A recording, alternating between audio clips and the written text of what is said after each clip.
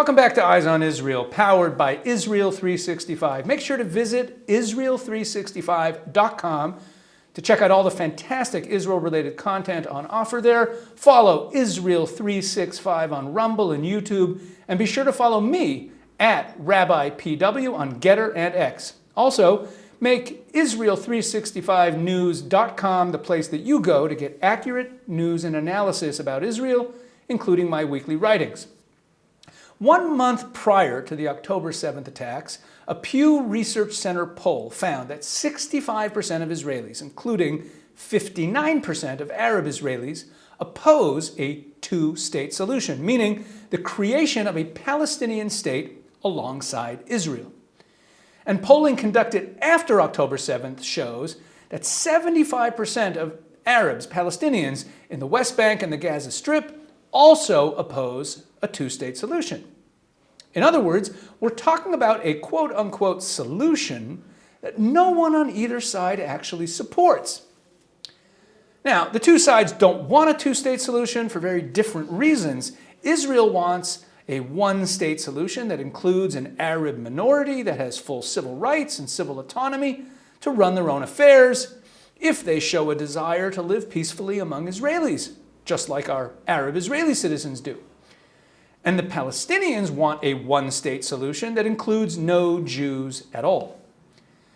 It's the height of arrogance by the Biden administration and other voices in the world calling for a solution that no one in the conflict actually wants. Stop the average person in the street and ask, "Are you in favor of a two-state solution?" And they'll say, "Yeah, sure, of course, sounds nice. You know, two states, two peoples, everyone's happy, two's a nice number." But if you ask just a few simple questions, you realize very quickly how out of touch with reality the whole two-state solution is. For example, who would be governing this Palestinian state? Well, according to Joe Biden and Blinken, it would be Mahmoud Abbas and Fatah, what's known as the Palestinian Authority, or PA, the group that currently rules the Arab areas of Judea and Samaria, what's called the West Bank. Sound good? Well, first of all, the PA, like Hamas, teaches children hatred of Jews and calls for the destruction of Israel. Mahmoud Abbas himself is a Holocaust denier. And as we discussed earlier in the show, the Palestinian Authority pays stipends to terrorist murderers and their families. The idea that Mahmoud Abbas would be the head of any kind of state is absurd. But let's go a little further. Mahmoud Abbas was elected to a 4-year term in 2006, and there has not been an election since. And the reason there hasn't been an election in 18 years is that in 2006, Hamas won control of the Gaza Strip, and all polling since shows that if there were a free and fair election in the West Bank, that Hamas would win overwhelmingly there as well. Support for Abbas and his Fatah party, the people Biden and Blinken want to install as leaders of a Palestinian state, according to recent polling, is at about 14%. So, are we talking about a democratic Palestinian state? Who's governing this Palestinian state? Is it a democracy? Will it advocate peaceful relations with Israel? If so, how will this be achieved? Is it demilitarized? Once you ask these questions, you realize that the concept is absurd. One last point. From a moral perspective, should the result of the October 7th massacre be that we reward these people with a state? How does that discourage terrorism? I recently sat down with Ambassador David Friedman, who served as U.S. Ambassador to Israel in the Trump administration, and with the Dean of the Robertson School of Government at Regent University, Michelle Bachman, to talk about this issue. Michelle, right now, the world community, the international community, is pressuring Israel to accept what they call a two-state solution.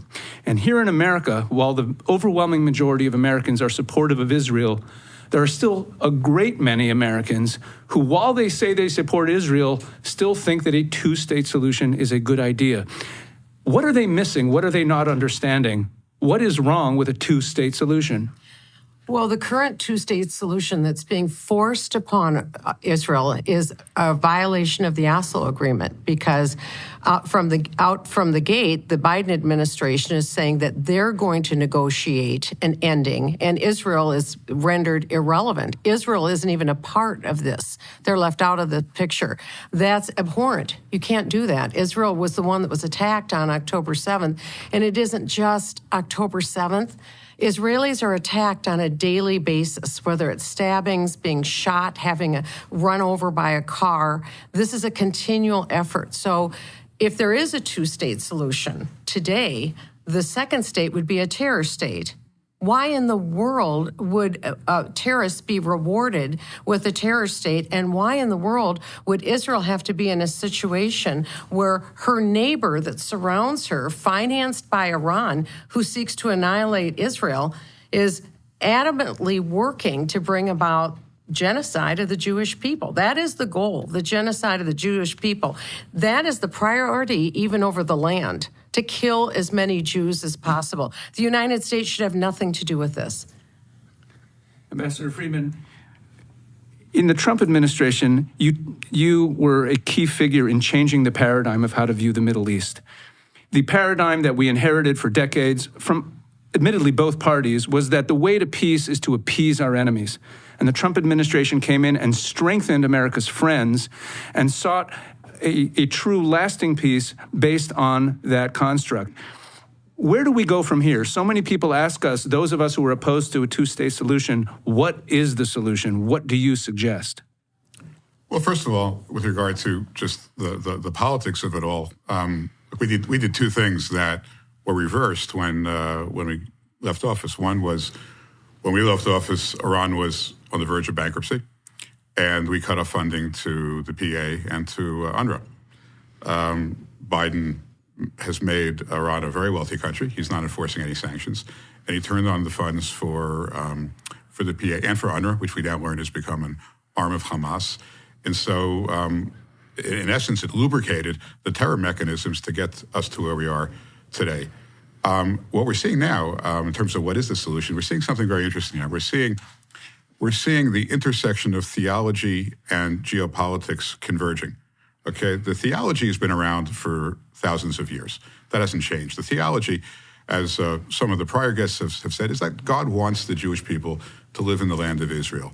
And to this day, places like the most obvious biblical sites, Hebron, Shiloh, Beit El, Beit Lechem, are not... And even the old city of Jerusalem? Even the old city of Jerusalem are not considered by the world, not considered by the State Department, except to the extent that Pompeo and I were able to change that a little bit, don't consider a part of Israel. So there's a huge gap in the difference between the state of Israel and biblical Israel, and the theology is, of course, that Israel should have sovereignty over all of it, as God promised to Abraham, Isaac, Jacob. I mean, the covenants were discussed on a prior session. They're permanent. They're irrevocable.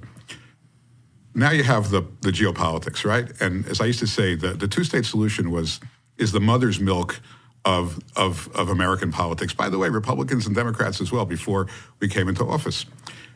What's happening now is people finally understand that a two-state solution is wrong, because the people who would, as Michelle just said, the people who would occupy that second state, it's really a third state, right? Because there is a Palestinian state in Jordan, right, which is 72% of mandatory Palestine, and the population is mostly Palestinian.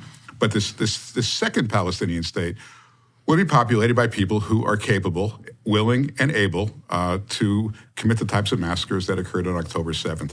And so I think now people are starting to say, we really can't have a two-state solution, not because of the theology, because they didn't accept the theology from the start, but we understand that to put a terror state smack between Israel and Jordan within short distances of all of Israel's major population centers would be an existential threat. As people say, the two-state solution would become the final solution for the Jewish people.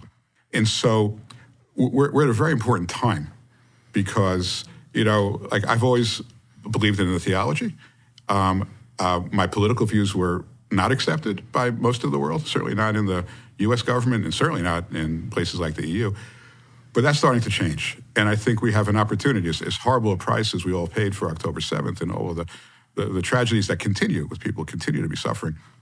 But there is at least clarity now that we haven't had before. Even people who were trying to fit that square peg into the round hole for so many years, for 50 years, they realize it can't be done. And so I think the solution, look, the solution is Israeli sovereignty. I mean, Israeli, and I don't want to monopolize our conversation, but the solution is Israeli sovereignty, both because it's interesting. It's God's will, and what's objectively the best for everybody is now exactly in the same place, right? God's will is that Israel should have sovereignty over all the land. But that's the best thing that could happen to the Palestinian people, the ones that don't want to be at war with Israel. Those who want to be at war with Israel, you have to complete the war and win. But those that don't want to be at war with Israel, who are they going to partner with? They're going to partner with Jordan, with Egypt, with Lebanon, with Syria. These are countries with GDP per capita of $3,000 or $4,000. Israel is like 15 times, more prosperous a nation. So why would they want to? The Palestinians, if they're going to be prosperous and nonviolent, okay, they have to find a way to live in peace with Israel. Now, look, there's only room for one Jewish state in the world. I mean, there's 30 Muslim states. There's room in the world for one Jewish state. You can't allow Palestinians to demographically destroy the state of Israel any more than you would allow them to militarily destroy the state of Israel. So, the governance is complicated. They can't vote in national elections. It's just not workable. But that's okay. I mean, every other country in the Middle East isn't even a democracy. I mean, we're not dealing with, we got to get past, Thomas Jefferson and John Adams here. We can I think we can encourage Israel to assert its sovereignty over the entirety of biblical Israel. Okay. Treat, with the help, hopefully, of the Abraham Accord countries as it could be expanded, with their help, with their funding, help create a better life for the Palestinians. You achieve God's will, you achieve the human dignity that every human being deserves, and you get past this idea of creating a terror state that will just, perpetuate violence and misery. Two-state solution? More like two-state delusion. You can find the rest of this fascinating conversation with Ambassador Friedman and Dean Bachman on the Israel 365 Rumble and YouTube channels. We'll be right back in a few minutes.